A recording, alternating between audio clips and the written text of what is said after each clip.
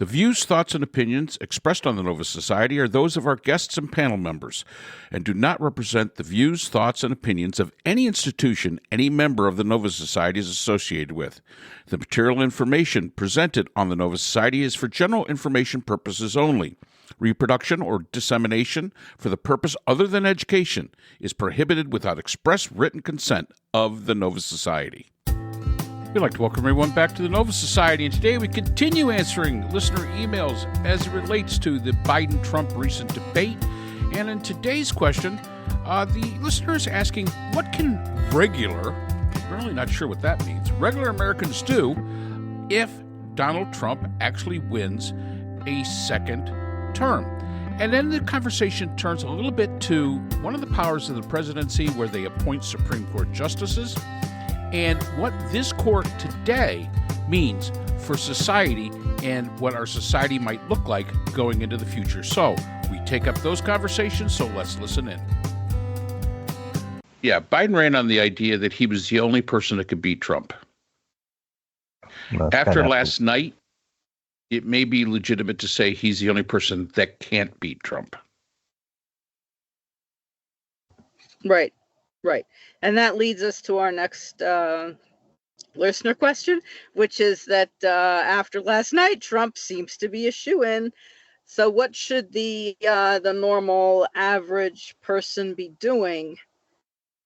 What should we Americans who are not Trump supporters do to prepare ourselves for the second Trump term and possibly the third Trump term and on into the future? So well, can I sure, go right ahead, Scott. if you don't mind. First of all, I mean, you can't give up. So Biden was real bad last night. We wish that he would step aside and whatever. He's probably not going to. Trump proved that, lying helps him. He's really good at it. He does it with great aplomb. And there will more people move over to Trump. I don't know. Again, we didn't learn anything new last night. Everything that we saw was what we thought we were going to see, and it was their job to dispel it. And neither one of them did that. But the Trump people like the fact that he's a robust liar more than they care about the truth.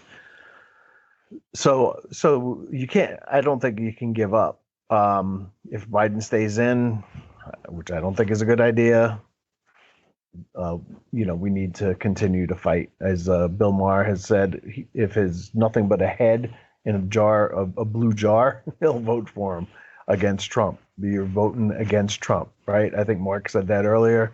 We tend to vote against people. I remember the first time I ever voted. I think I've told this story before, but I'll tell it again. I went into the polling place. I don't remember who it was. It might have been Reagan Carter. I don't know if I was old enough to vote for that one. And I didn't know who to vote for.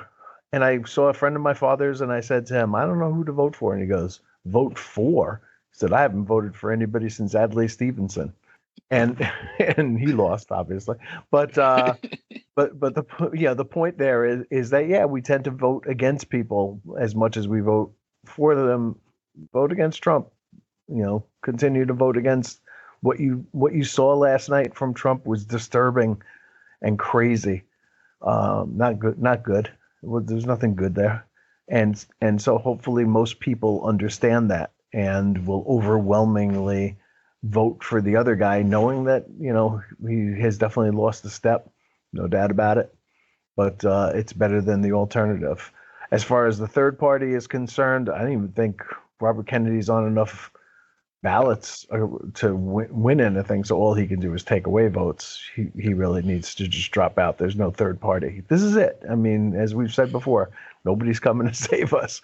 We have to decide what the worst of two really bad cases is, and the worst to me is clearly Trump. Maybe that's not what everybody else sees, but that's what I would that's what I have to say to your listener. Yeah, and I will say this: when I sent you the email this morning, Brooke, with the synopsis of some of the questions. First thing I did was I went on and I watched the debate. If you were to go onto my Google search engine right now to look at the history, you would see that I looked up an awful lot on British Virgin Islands property. What? Give me something on the beach away from, and then I can invite Scott because it's on a beach. I like that. He'd be there. I mean, he'd be all over it. I'd even supply the cigars and scotch, so everything would be great. I'll go and get my British citizenship just to do that. There you go. My mother born in Scotland, I can get that. There you go. Yeah, I agree. You can't give up. The great hope is that it does play out, that people vote against. Life is full of choices. And sometimes neither choice is a good choice. But that doesn't change the fact you still have to choose. You cannot take yourself out of the process. That you still have to make a choice. And the fact is that neither choice is a good choice, but for different reasons.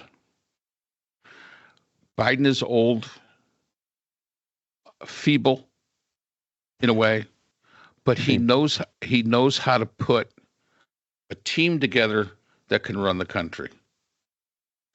Trump is a lying sack of horse dung that couldn't put a team together to run a casino. How do you go bankrupt with a casino? Oh, and by the way, he's a felon 34 times.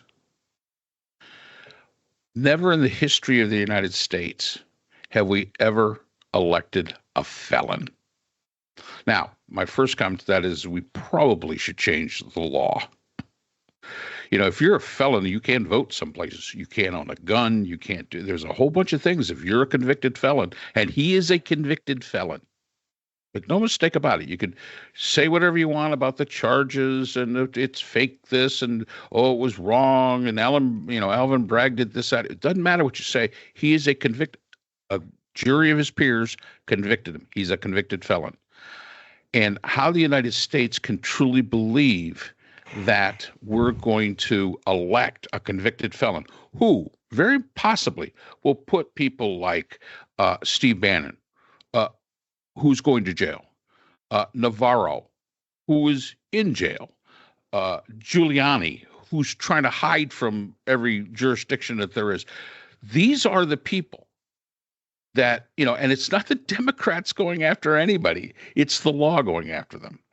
And if these are the people you want, okay, if that's what you want.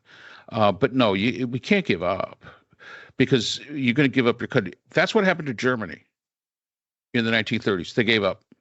And look where that got them. Now, I've always said that, if Biden wins in 2024, politics won't get back to normal until 2036. If Trump wins, I don't think it's going to get back to normal in our lifetime.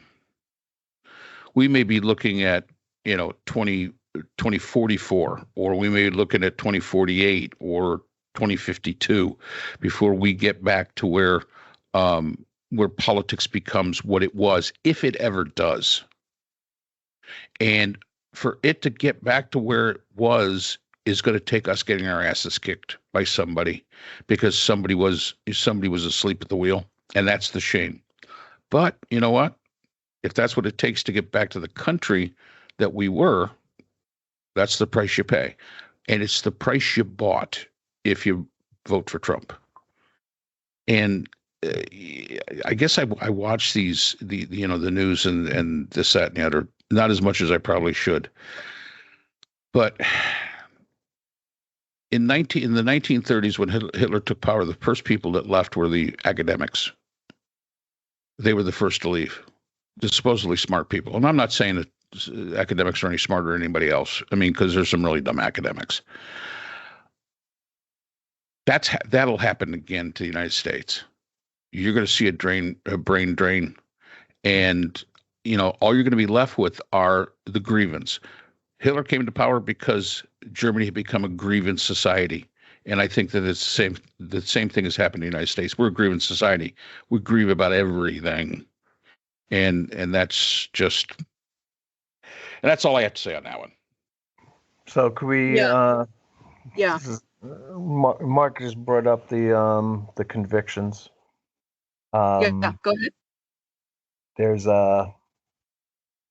two things about that. Number one, his base doesn't seem to care. So will Americans who are not part of his base care, or will they go along with this idea that he continues to insist that he's only a convicted criminal because Joe Biden needed him to be a convicted criminal? That's a sad lie, conspiracy, whatever you want to call it. But that is that is the reality of what they're going to say, whether the American voters believe him or not. That's going to be the spin on that one. And, it's just another lie. So he does it so blithely. Second, the Supreme Court today ruled in Fisher, said that the prosecutors have overstepped their legal bounds by convicting January 6th criminals of obstruction of justice. And I believe it was a 6-3 decision. Yeah, I saw that. And obviously the Justice Thomas did not recuse himself, as he probably should have, but that's his call. And here's the thing. I mean, probably tomorrow, 50 of those guys who got convicted of only obstruction will likely find their convictions reversed and will get out of prison if they're still in there. I think 300 other capital January 6 rioters have been convicted under the obstruction statute. And if they have other crimes like vandalism or, violence or whatever it is, they probably won't get out of prison, but they'll probably have reduced sentences because of that. The bigger deal, of course, is that the special counsel indicted Trump under 2 counts of that obstruction law that was overturned today. So he's not going to be held responsible for conspiracy to obstruct or actual obstruction. The other counts are conspiracy, right? Conspiracy to defraud the United States, conspiracy against the rights of voters, which I believe the Proud Boy guys and the Oath Keepers who were in prison were convicted of. I suppose he could still be convicted of that. But those obstruction charges were the heavy charges, I think. 20 years in prison. The other charges are like 10 years, 5 years, something like that. Obstruction, is what Trump tried to do. So the ruling is baffling, to say the least. Conspiracy is really about like what the whole aftermath of the election to January 6th was all about, right? Which was denying the voters their votes.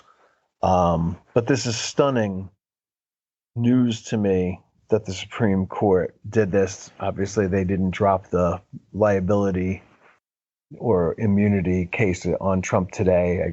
I think they announced that they're going to be doing more on next week, which is obviously July. So they're extending their term. But this was a pretty hard day. A good day for Trump and a bad day for the United States of America. Thanks to the Supreme Court. So does this make you feel, Scott and Mark too, as the person with the law degree? Stop reminding me.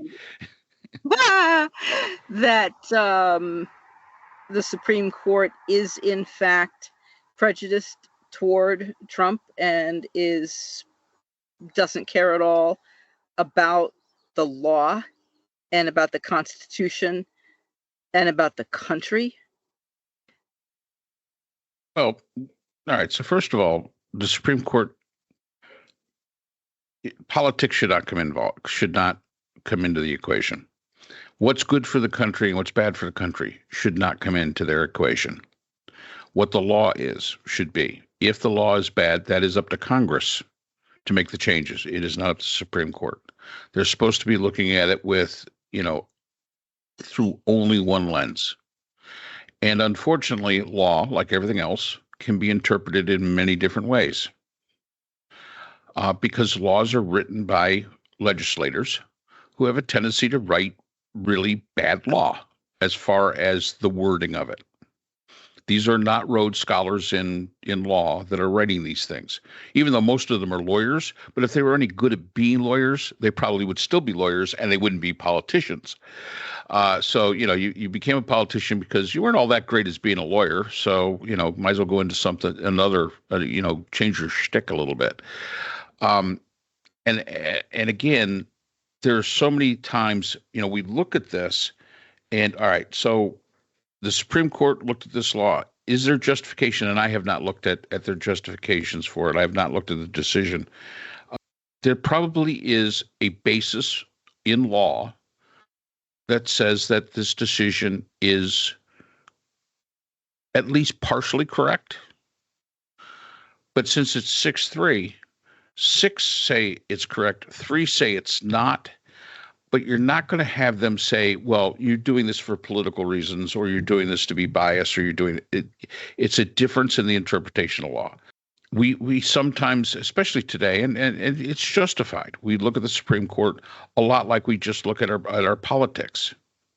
We talk about 6-3 split, a supermajority of conservatives on the Supreme Court. We should never look at the Supreme Court that way, ever. It shouldn't matter what they are. It shouldn't, but it has come to the point where it does. And yes, there are ways to look at, and Anton Scalia I always bring up as a great example. I didn't agree with a lot of his decisions, but I had to respect his argument. I mean, when he made an argument, even if he ruled on something when he was on the Supreme Court and still alive, I could disagree with him, but I could understand what the heck he was talking about. I got it. I get your point, and it is a point well made, and it is a point where we should go back to the legislature and say, you know what, guys, this is really a crap law somebody wrote. There's problems with it. Fix it. But as we said in one of the last podcasts, we're terrible at fixing laws or taking laws that shouldn't be on the books anymore and taking them off. We're really bad at that. We don't do that very well. It may appear to be that the Supreme Court is biased one way or the other. My great hope is that it's not the case. But when you've got Alito flying flags upside down and then blaming his wife, when you've got Thomas as embroiled in stuff as he is embroiled in, and I think they're really the only two that really bring up questions. Yes, you can argue that Roberts is more of a politician than anything else, but he's the swing guy in many cases with cases in the Supreme Court. Comey Barrett and Kavanaugh and Gorsuch have not done anything that wasn't exactly what you expected them to do. They have not made a decision when they weren't on the court that addressed kind of the same issue and then went half-cocked and did something totally different. They have not done that. They have argued the law from their perspective the same way that they always have argued the law. Same thing with the liberal justices. Absolutely, they don't go half-cocked. So I don't think it's as rogue as people say it is. It is a disappointing decision, but the disappointment should be in the law that was written more than anything else. The law should be changed. And that's where you start. Their job is to interpret. And just like anything else, you can interpret something differently. You could sit and read it, and you could interpret what it says differently depending on how it was written. And that came from the legislature. That did not come from the Supreme Court. So it's an unfortunate decision. There's no doubt about it. You were speaking about Comey. You were speaking about the judge down in Florida overseeing the documents case. Most people basically think that she's just inexperienced. But is she doing anything that she has not done in the past? And they've looked at her record. She's doing everything she's always done. She's cautious. She holds hearings on all sorts of really what should be ridiculous things that more experienced federal judges would never hear anything on. And she's always done that. She likes arguments to be made in her courtroom.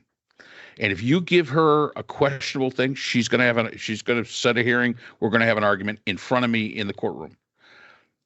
Most judges, more senior judges, would say that's a nothing burger, denied or accepted or whatever, and they move on.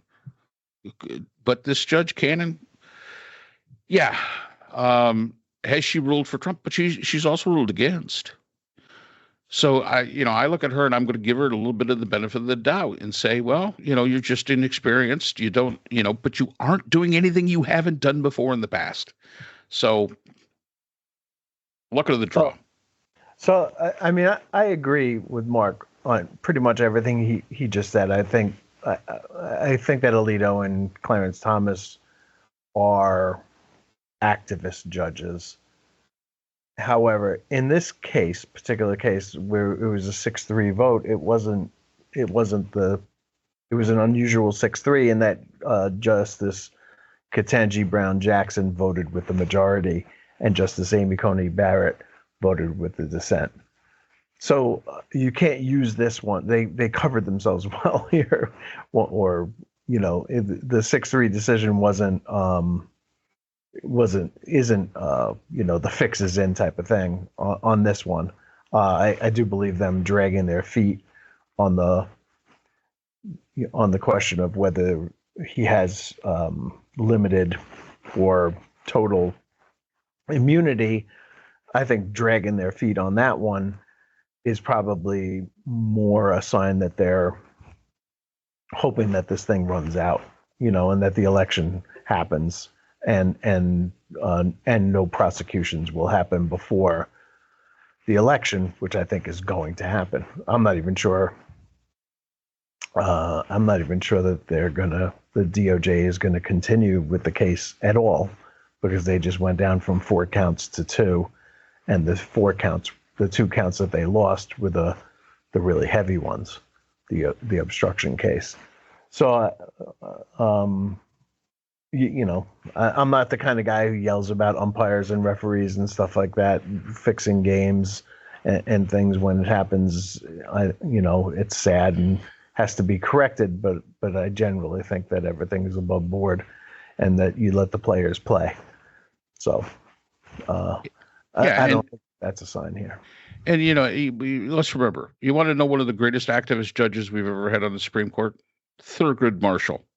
Absolutely. First black man ever appointed to the Supreme Court. You want to see an activist judge? He was an activist judge. But nobody seems to complain about that because of what the perception was he was being an activist for. Well, all right, I won't say nobody complains about it. I'm sure that Wallace from Alabama probably complained an awful lot about it. I'm sure there were those guys. As Scott gave me the look like, do you really want to say that? No, all right, I don't want to say that. Our Democratic Party changed. I'm sure Strom Thurmond probably had an awful lot to say about that one too. But the fact is that was an activist judge, so that's not unheard of either. The problem with Thomas and Alito is they're tainted and it's self-inflicted wound. I'm sorry, guys. You this is a self-inflicted wound on your own part. But in overall, and the other thing to always remember about the Supreme Court is always looking for an off-ramp. And if you look at decisions that are being made, across, very rarely does the Supreme Court make decisions that, if you look at the history of the Supreme Court decision-making process, very rarely do they make decisions that are really that seismic when it comes to social order and when it comes to political order and all that stuff. Very rarely. Now, they have been making some in the past couple of years, absolutely. But most of their decisions are basically off-ramps where, we took it up, we got into it. Oh gosh, what the heck did we get ourselves into? What 4 justices wanted to take this mess up? And that's where the immunity case, I think that's exactly what they're running into now. I think they're going to do the off-ramp. I don't think they're going to make a decision that's going to be seismic in any way. I think they're going to send it back And I think when they started really looking at it, they said, oh, gosh, what the heck did we do this for? We put ourselves, we just basically shot ourselves in the foot, especially as untrusted as we are today. If there's one institution of the United States that still deserves to have some faith in, the Supreme Court is it, because it is acting, and I know Scott doesn't think so. And I think that's only because of two people. I truly do. I think it's because of those two. And unfortunately, you got lifetime appointments. So my comment is legislature, change that. Fix it. So they also overturned Chevron today, another long-standing precedent that I think since 1984, that is the underpinning of 70 Supreme Court decisions, about 17,000 lower court decisions, and basically gives activists who hate abortion pills and things like that the chance to go to the courts to overrule executive agencies like the FDA and environmental law, environmental regulations, and so on and so forth. So a little bit of a power grab by the Supreme Court there. Look, if Kavanaugh, Gorsuch, and Coney Barrett had not lied, they would not be Supreme Court judges right now. But they did lie, and they boldly told us that they were going to let precedents stand and allow laws that have been on the books for a really long time that are just laws stay, and they have not done that.